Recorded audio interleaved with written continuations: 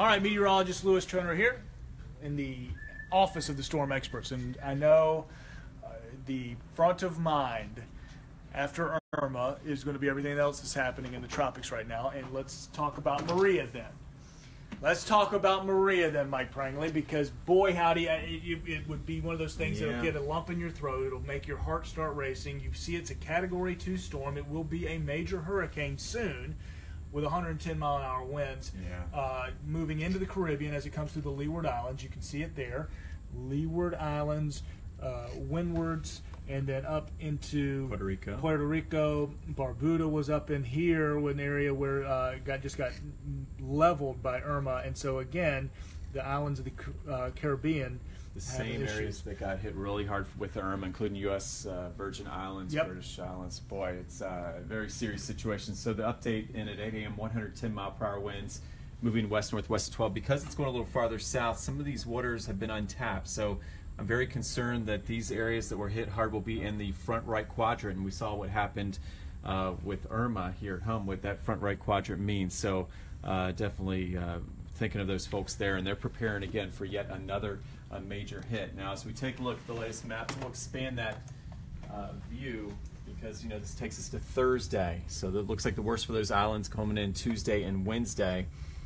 As we look at the big picture, though, I'm putting show sequence here. Let's see what we got for the overall features, Lou. And a lot of the models coming in this morning are still taking that charge off to the east and recurving it well to the east from what we saw with Irma. And that's telling us we're in a totally different pattern than we saw that brought that hurricane up into Florida last week, which is good news. So that Jose track that we saw, they did keep it offshore. I think that's a telltale sign that Maria likely to follow suit, because I don't see a huge change in that pattern. In fact, notice that latest steer and flow curves it mainly east of most of the Bahamas now, between these two areas of high pressure. But because, look at the date, Sunday, I mean, this is, we've got a long way to go. That recurve likely would not happen until maybe late in the weekend and next week at this time. So we still have a long way to go. The curve at least is taking place much sooner, but we still have a long way to go. So it's Monday, and that's the thing. So Monday, and then all week long, you're going to watch this track, and it's going to, like Mike's saying, that recurve is going to happen late. So you're going to watch this thing looking like it's making that straight line back towards South Florida again as it goes through the Bahamas, and that's enough. Again, a lot of folks are on edge. Of course. Yeah. Well, Irma, I mean, was a mess. 11 months ago, we had Matthew. So, but what we're watching, and Mike just mentioned it, these two areas of high pressure, you split the difference, generally speaking, with these hurricanes.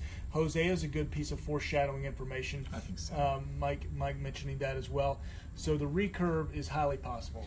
Don't put the guard down by any stretch of the imagination, but at the moment, we're so far away, a solid week before we'd see it even north of the Bahamas.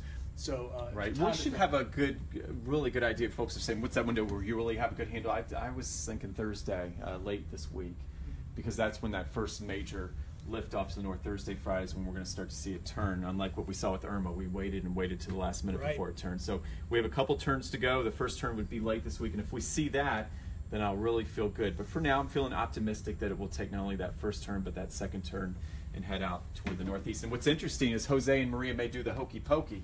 What's left of Jose, if there is anything left, would kind of do a little dance around Maria, but this is over some cool water, and I'm thinking this would likely fall apart and not be there by next Sunday. Hey gents, is it possible that it hits those islands in the Leeward Islands and all that stuff and then dissipates, or is it too strong to... Oh boy, yeah, this is, I mean, Category 2, 3, 4, and surviving. Now, remember with Irma, we're thinking hopefully Hispaniola could tear it apart, hopefully not hurting anybody, but usually the higher terrain of Hispaniola tears these apart, or Cuba, and this is staying to the east of both of those areas. So the 4,000-foot mountain's likely not going to be able to tear Maria apart, okay, with this track. So the track is going to be a little farther east, north and east.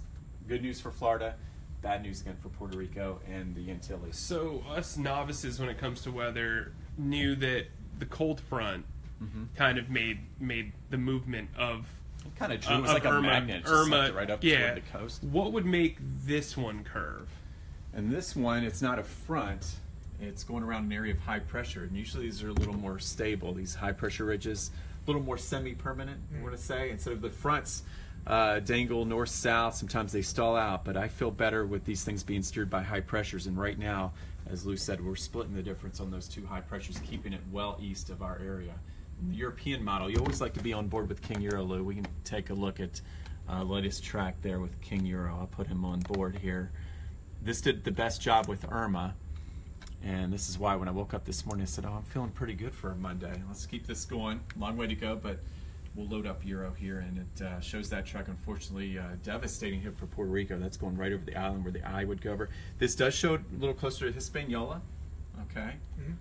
And then notice how it starts to take that hard curve late week, early weekend. So we're gonna have we're gonna know a lot by the time we head into Thursday, Friday, and then recurve in. So here's Bermuda. Here's the United States, and it has it actually closer to Bermuda with what's left of Jose doing a little dance like this, but I don't think we're going to have much of Jose left. And for the that's next Wednesday, though. Look how far we've got to go. A lot of time. And so for the folks that just joined us, I know you said Monday is kind of the key day to watch, right? Really, we get to Thursday, Friday of this week when you want to watch the recurve. Because that's the most important thing for us in Florida is going to be your recurve. So we're talking late week this week. We waited forever for Irma. It seemed like that recurve. This will have two recurves, and this recurve we're not going to wait nearly as long. So there's Thursday, and then we're going to be saying, oh, you better curve. You better not make us wait like Irma. And there it goes. It starts to curve up to the mainly east of the Bahamas. That's by Friday, Saturday. So, and then we can put it in motion Sunday, and then splitting between Bermuda and the United States by next week. A lot of agreement in these models, though. It's not just the European that's an outlier. GFS. Remember the American and European kind of had a big spread. This is a much more consensus with this track. I agree. There you go. There's still a couple outliers, and there always will be. Tries to take it closer to the United States, but for now, we're feeling pretty good. All right. Keeping our guard up. Keep the guard up. We'll be back. Don't worry. If you have any questions, don't hesitate to ask. One more thing. Come on in. Curtis. Let's get Curtis in here. The beard. We need to know how the beard's doing. Is it everything good? Feels great. And until everybody gets power back that lost power during Irma, you're not shaving. The beard stays. Because USVI and BVI are going to be a while. It's going to take them a little while, maybe years. Barbuda's not inhabited anymore, which is weird. So we don't have to worry about the power there. But I would like St. John and St. Thomas to get power back before you shave. Terry says to keep the beard anyway. Terry's sweet. I like that you trimmed it. I like that you trimmed it. Well, keeping the lines fresh. I'm going to keep the lines, so I'm not going to be Grizzly Adams. Okay, good. The neck beard. Not going to work. So the lines are nice. The lines are nice. Originally, it was a Jaguars victory beard. Yeah. Speaking of beards, Facebook, Lou, he has his autograph book. You're going to want to tune in to First Coast Living today because speaking of beards, we have the beard, Uncle Chaps, coming on today, and we're going to talk Mayo. And he's going to give a fancy boy review of the Jags. So there you go. We go from talking Moria to Uncle Chaps on one thing, so no reason not to miss. Which is why you don't need to worry just yet. There you go. And hopefully never.